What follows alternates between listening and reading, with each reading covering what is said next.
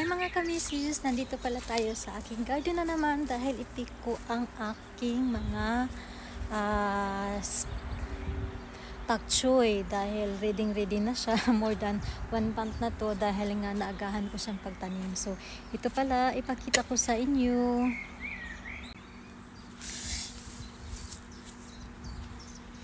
Ayan, ipit na natin siya dahil pwede na talaga siya guys. And then hindi pala ako nakapagbilig ng aking mga tanim. Kahit maliit, tatanggalin ko na dahil nung last namin naluto ay medyo mapait na siya. Ayan.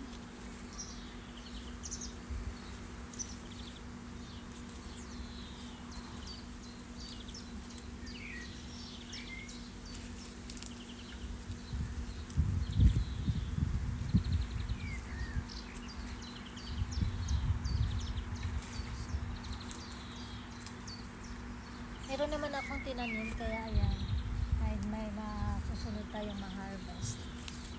So ayan, ito na ating pak choy. Ayan.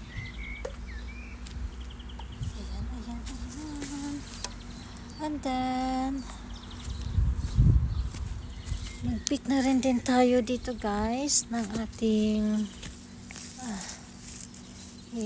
ano ko na to, dagdag na.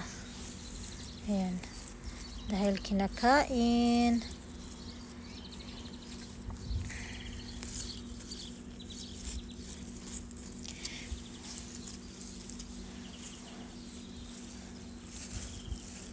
So ayan,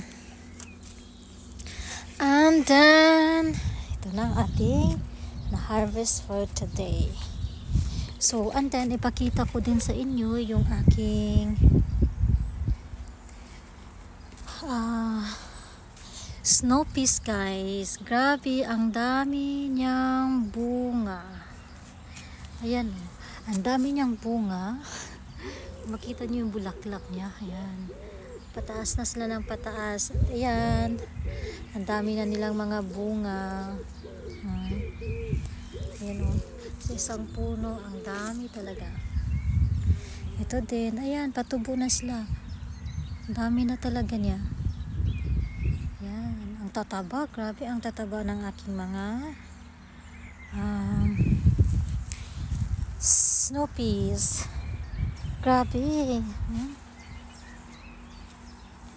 Ayan. So ang aking Baguio beans, ang daming bunga. Hindi ko alam ba't ganito hindi sila nagsitaasan. Sana ay parang ano siya. Tignan nyo, ang daming bulaklak. Pero hindi man lang siya tumubo. Punong-puno ng bulaklak ko. Ayan. Sana inantay ko talaga na uulan dahil wala na akong pandilig. Paubos na yung pundo ng aking mga tangke sa tubig ng pandilig sa ulan. Kaya sana uulan para meron akong pandilig. Ay nako. Grabe, excited ako. Ang saya-saya oh. Ang daming bunga ng aking snow peas. Ayan. So yun lang mga kamisis. Thank you for watching.